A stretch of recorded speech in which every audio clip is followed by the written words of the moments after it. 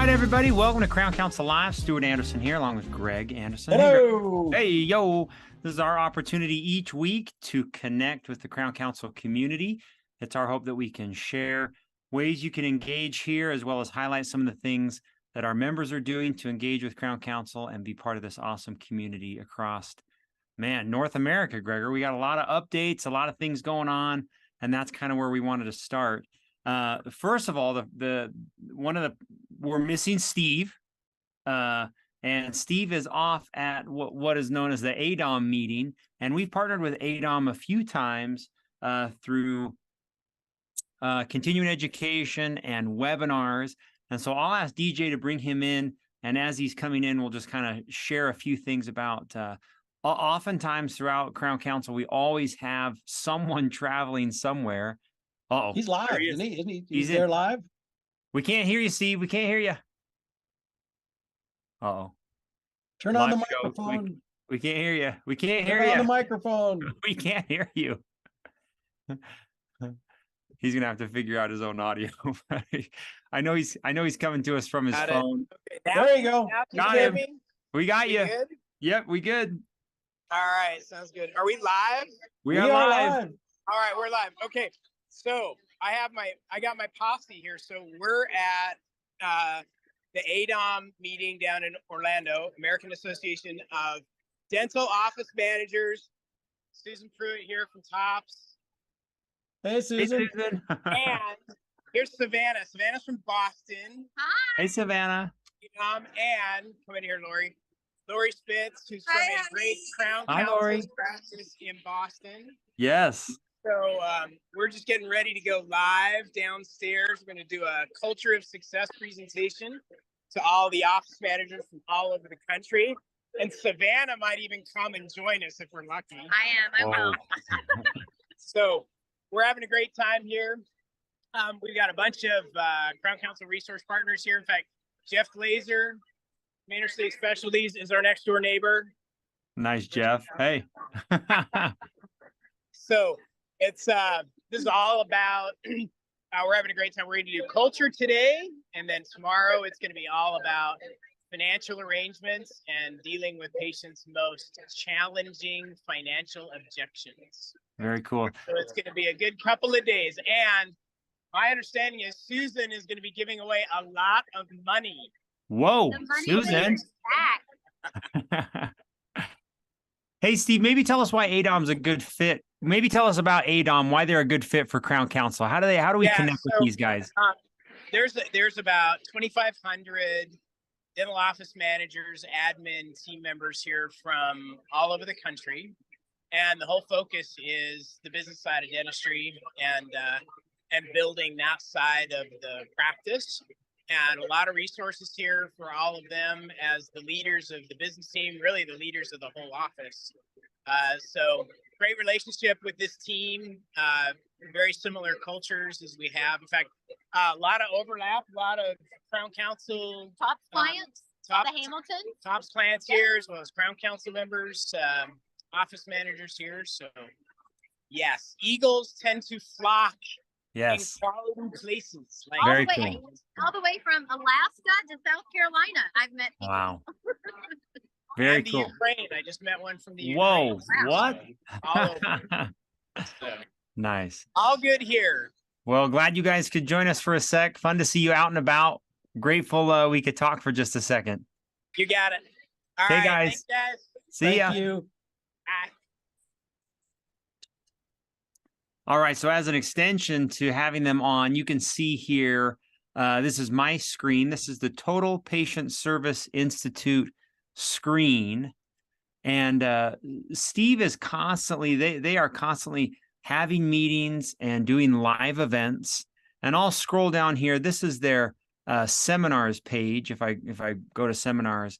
And the skills that he is talking about are what he'll share today, I'm sure, are a part of this total immersion seminar that we hope all Crown Council members have attended. And it's actually, Greg, in fact, a lot of Crown Council members come to the membership from attending the total immersion programs. So here are the in-person seminars that are coming up. One at the end of this month, October 5th and 6th in Salt Lake. And then the rest obviously in Fort Worth next year. So March, September. There's also an online version. It's just a one-day seminar, which is a great opportunity for team members who maybe have joined your team and haven't been to Total Immersion yet. So online is a great option to get them plugged in for everything with TOPS. So Hey, come to Salt Lake City. yeah, come to Salt Lake. We'll be here. That's a great opportunity for anybody in the West to attend a Total Immersion. So really fun. All right, cool. Live guests. That was good to Excellent. be, yeah, great to be with them. So we've got a few housekeeping items, things that we want to walk through, things that Greg and I see all day, every day at Crown Council, stuff that we're constantly talking about with people who call. So we're going to spend just a few minutes talking about maybe what, Gregor, our top 5 or 6 things that members are always asking about and talking to us about. Yeah, it's interesting what happens right after Labor Day. Yep. All of a sudden, there is just a flood of things to talk about. Big flood. Yeah. So here's our top 5. If you go to crowncouncil.com, click on my directory, and then all Crown Council members can go to the Premium Member Hub. One thing we see once or twice every day is on the email network, someone wants to know if there's a Crown Council member in Orlando. Is there a Crown Council member in Billings? Is there a Crown Council member in Los Angeles? And so on this main page of the Premium Member Hub, you can scroll down and it says Search Community Members. And wherever your patient is moving to, or maybe your patient's having an emergency, this is a really easy way to search for and find Crown Council members all across the United States. So easy to do, as you can see here, a huge population of members that you can find just by doing search online. And hopefully, let's see. I was trying to do 90210. What's that from? I don't know, but here's LA. I mean, so you can do zip code. You could also search by, hey, where is Dr. Dorfman live? I want to find his address.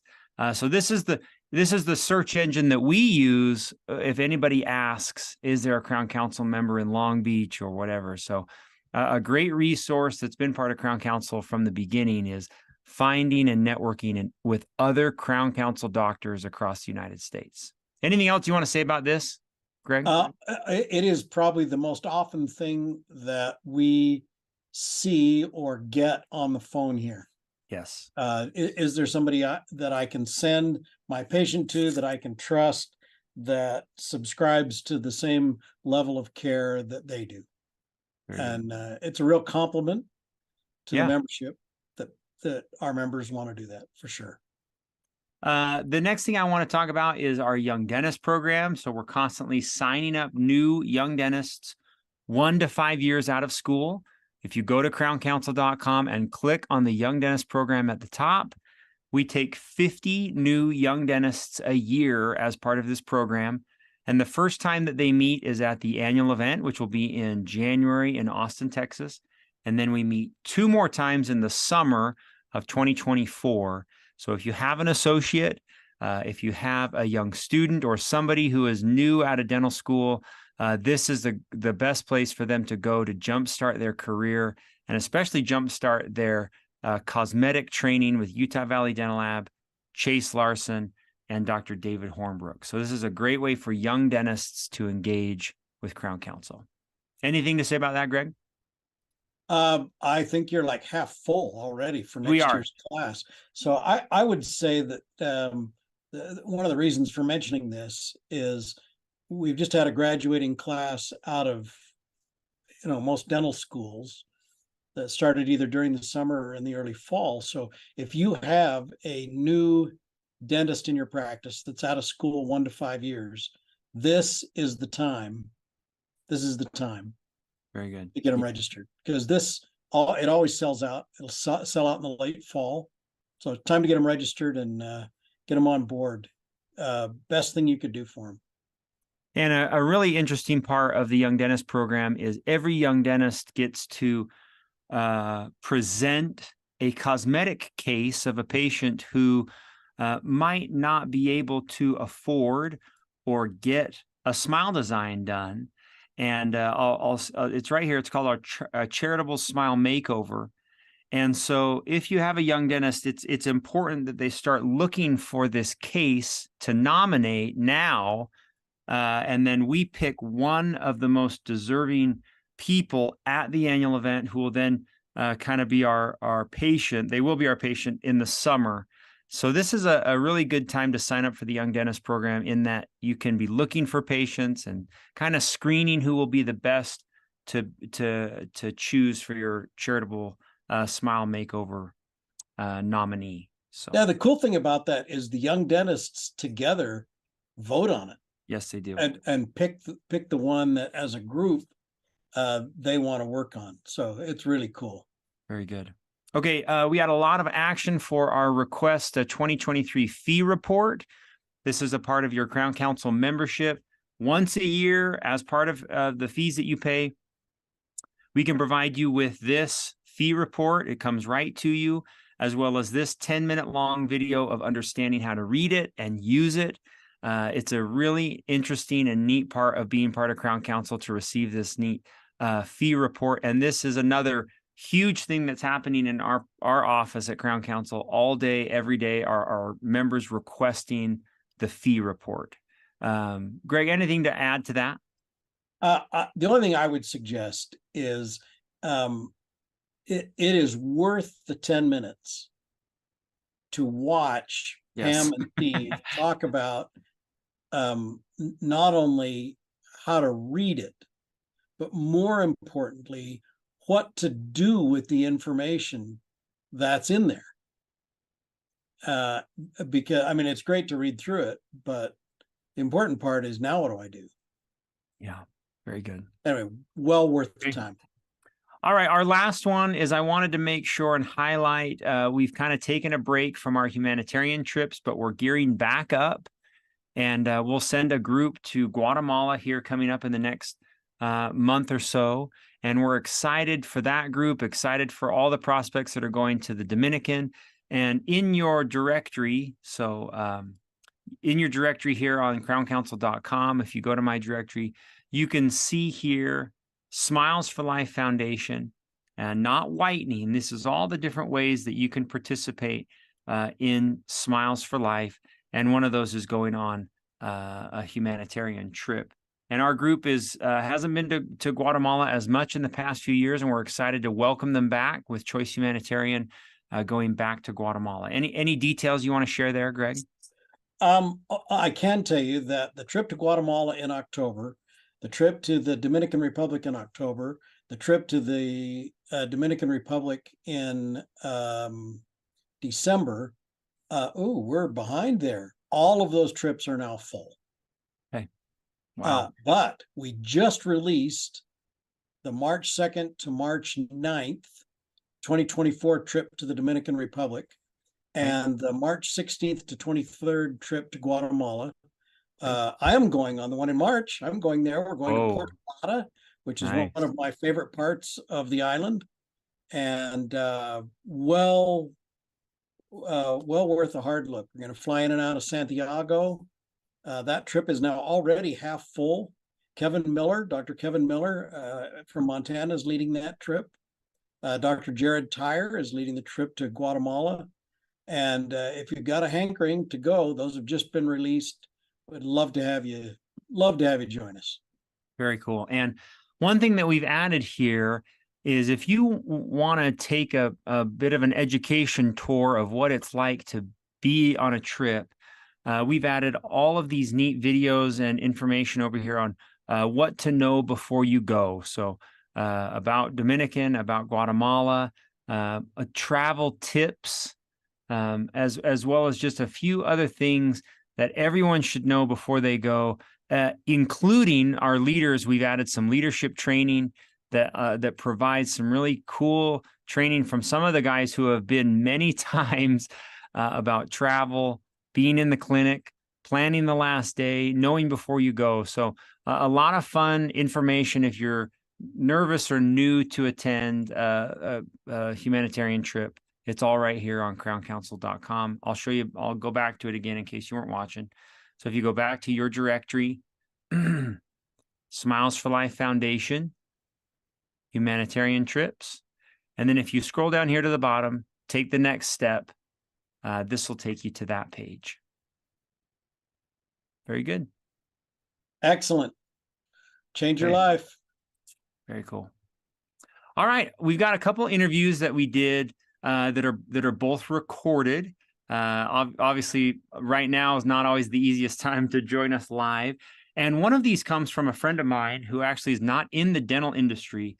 I kind of took a page out of Steve's Mentor of the Month idea that we can learn outside of the industry from people that lead their own field. And my good friend Andy Compass was a team leader at Adobe.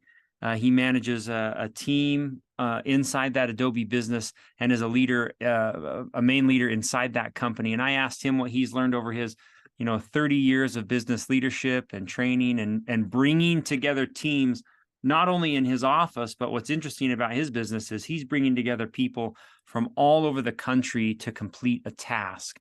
So we spent about 15 minutes together. And I'll play this little recording that I had with Andy, and hopefully you can take a few pearls from what he said about being a leader and managing a team. So here we go. Ready?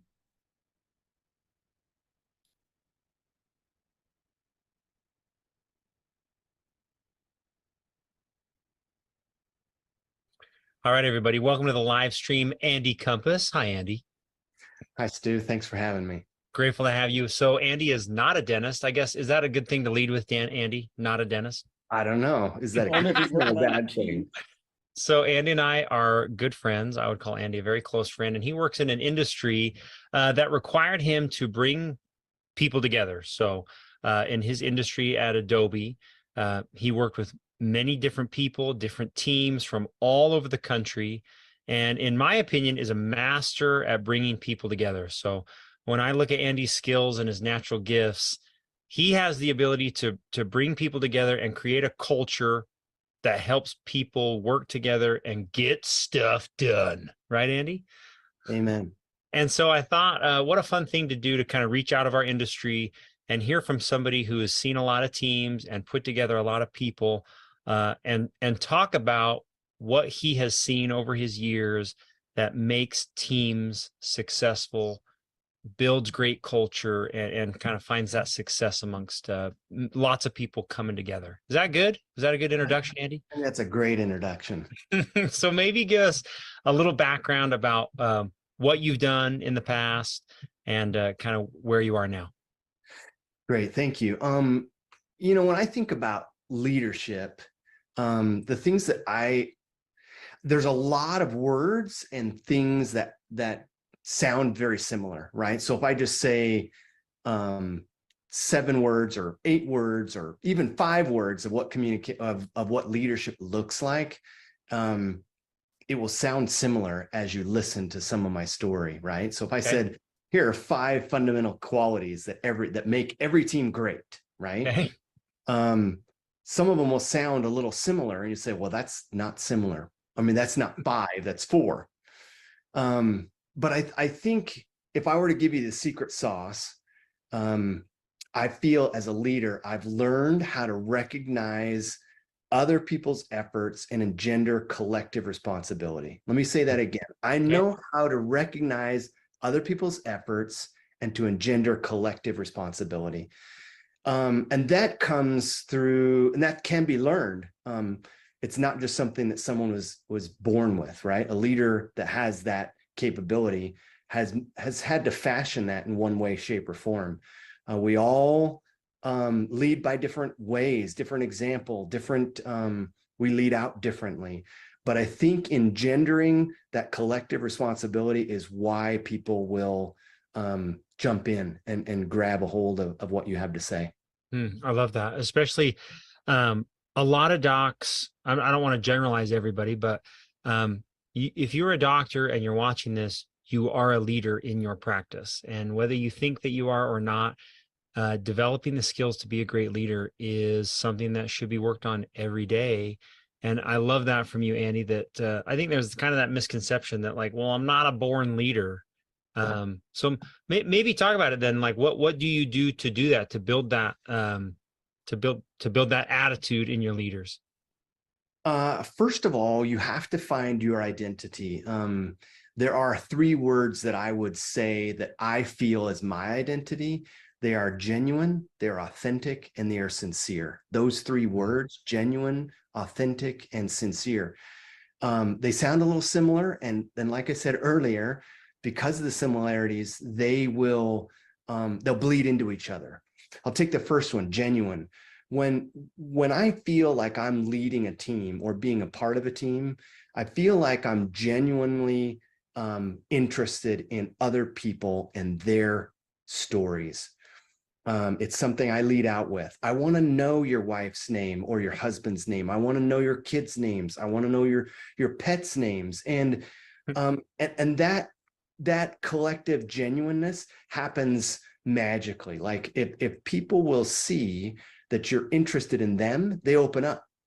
And they will be a part of whatever is that you're trying to do, trying to attack, trying to take, trying to be a better part of. So that to me engenders collective responsibility, being genuine. That's the first word I would say. You're very good at that, Andy. Good Thank job. Thank you. Lead by example. Thank you. The second word I pulled out is authentic. Okay. You have to be you, right? Like you said earlier, if you don't think you're a leader, that's usually the best leader, right? You lead by example. You lead, and people want to follow you. And there's not a reason of why one person or many people will follow a leader. But being authentic and saying, I am vulnerable. I rarely apologize. I am a very emotional and passionate person, and I will rarely apologize for the emotion that comes with my leadership. And that may be, and that leans towards the more emotional crying portion, or seeing somebody the way that they could be or are in vulnerability versus yelling. Now, I don't say passionate. Passion isn't yelling. It's not all about yelling, but it's that authenticity of me being able to lead people that I care about. I think that lends to that authenticity. Nice. I was going to say, to be genuine, pretty tough to fake it. So they really do go hand in hand. I mean, you can't, I think maybe over time, being genuine can come, right? Maybe if at first I'm not genuine, I'm trying to practice, I'm trying to be genuine. I love that those two coupled together really that's a killer combo when those two are paired together. Very Yeah. cool. And let me bring it home by bringing in the last word, sincerity, or being sincere. Like you said, it's like I said, it bleeds into one another. But sincerity to me is that, by definition, is that I'm going to do what I say, right? I don't just say something and then back away from it. I've found that a values-based manager has been something that I've hung my hat on. And what I mean by a values-based manager is, if we were running a Wendy's restaurant and I'm the manager and I've got 5 underlings or hirelings or whatever you'd like to say, these people, one cleaning the till, another cleaning the floor, another cleaning the fryer. My job is not to sit and watch those people do what they're doing, but to grab something and jump in. If we're digging ditches, I'm not saying go over there and dig a ditch.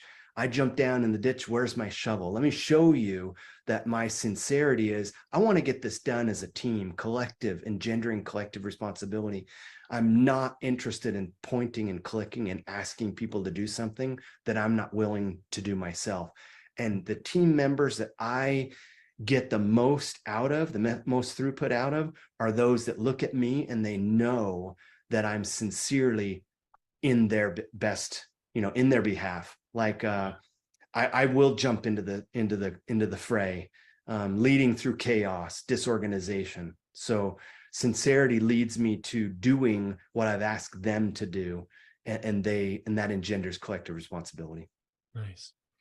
Andy, one thing we talked about last week on our, we had a webinar about hiring the right team members. And part of that process that we talked about was finding those team members based on values, finding them, maybe not so much, let's err on the side of values and not on the side of skills. In that arena, how do you find, or let's say you don't have the perfect team member. Let's say you're trying to lead a team or create a team culture that has those three things. Where do you start? How do you help a team member have those values, or turn into that perfect team member that you want? That's a great question. And I think therein lies the secret sauce, or the magic formula that everyone is trying to bottle and use. If I put myself in a position of a dentist or a dental practice or anything, I think the ability starts with gut feel. Like, you look for people that make you feel better being around them, and then testing them on things that they can succeed with. Everybody wants to be recognized for their efforts, as I let out with. I feel like if you don't recognize someone for their efforts, how long do they stick around? So being able to recognize people for a job well done is magic from a manager standpoint. But I also recognize that sometimes bad seeds, I wouldn't say bad people, but they just don't have what it takes. A good manager will make a hard pivot when he or she needs to. If you find somebody that's not fitting the mold or not helping the team gel, you have to make those hard decisions. And that may be, let's find a different job for you, or that may be kindly, there's the door, and I'd love for you to pursue different avenues than we've asked you to do. Yeah, it's not secret that some people get along with other people very well. It's not secret that other people are very self-centric. But you have to ferret them out quickly to find out, what is somebody in it for? Are they in it for themselves? Are they in it for a team? I've always, as a manager, been really successful at deflecting credit to my team, but accepting all blame and all ownership. Yeah, if the ownership is stopping at me, my team will recognize that, hey, he stopped it at us or at him, and it didn't filter into us. But I'll quickly deflect, the recognition and so forth to them. I'm not one to say, I did it, look at me, I did it. I'll always look toward the team and pass that on. Very cool. Andy, final question. That was very good, by the way. Final question. If you were going to go back, let's say you go back in time and you meet young Andy, he's 20 something or other, and you're going to give young Andy advice when it comes to leadership or what you know now, what kind of things are you going to say to him? Or maybe a young dentist just starting his career, just starting her career, and they're interested in leading a team, leading a business, and finding the tools and skills to be successful. Where does that start? Ooh. $1 million question, right? I think I would say the stuff that makes your heart beat faster and your eyes glow when you do it, and if you talk about it, no matter what it is, no matter if it's being a dentist, being, a receptionist, working at Wendy's, as I alluded to earlier. Those are the things that you need to do as often as you can when your heart beats fast, your eyes glow, because that's what life is about. It's about creating as many passionate moments as possible. And I would just say to young Andy is, were you ready for the opportunities that passed in front of you? Probably not every time, but it was, hang on, let's go, right? Like, grab a paddle and dig in. The worst thing is failure, right? Like, so what happens? You start over again with wisdom or experience, right? If you make a mistake, as long as you didn't hurt anybody, you can progress, and that experience and wisdom leads you to making better decisions and things later in life. Nice. Coach Andy. Andy, you are the best. I'm grateful for you. Crown Council is thankful for you. What are we doing a couple weeks? We're going to Leadville, man. We're going together. Oh, dude, it is going to be the race across the sky in Leadville, Colorado. So Andy and I are going to race a 100-mile mountain bike. I guess we won't really be together. We will be in Leadville at the same time. It would be amazing if we got to ride together, but I'm excited to race with you. So thank you. And likewise. And I hope that there are times where we find each other and we're riding next to each other. That would be great. The best. All right, dude. Appreciate you coming on. Thankful for your wisdom. Grateful for you. Thank you, Stu. And thank you to everybody who gave 15 minutes of their time to listen to an old guy with gray hair and experience and wisdom. It's the best kind of guy. Thank you. What a good dude. Yeah, very good. What'd you learn there? Anything stand out? I'll tell you what popped into my head was something I heard on a John O'Leary podcast in the last couple of weeks. He reminded me of that you can fake caring, but you can't fake showing up.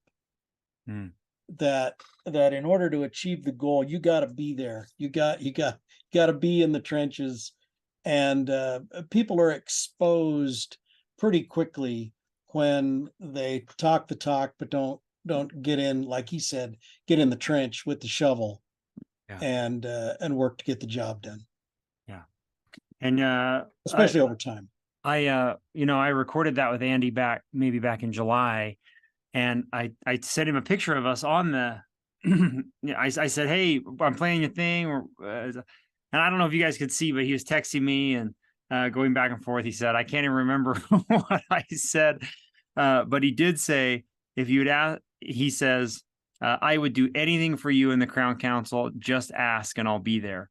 That's a guy. I mean, he's not even in our industry. He's just such a good, and I really do believe he walks that talk of being genuine and compassionate. So, it is okay. This would be a good time to step off the screen and pick up your Leadville belt buckle. No, it's all good. That's fun. We did race it. Andy and I did see each other a few times that day. It was fun to be out there with him. So very good. All right, Gregor, I think let's wrap the show for today. I know we've only been on for about 35 minutes, but all good. We've got some more content we'll save for next week. Great. We've got a really fun Mentor of the Month that Steve did with one of our, so the ADA picks 10 new young dentists every year who they call their top 10 under 10. These are doctors that have only been in practice for under 10 years. And he did an interview with one of them, Andrew Tonelli. We've posted it as a Mentor of the Month, but there's a few snippets that we're going to play next week that are really fun to learn from Andrew and what he's learned in his short career. So anything else to share, Gregor, before we wrap up? No, great program. Thank you, Stu, as always. Bet. Thanks, everybody, for joining in, and we'll see you next week. Thank you.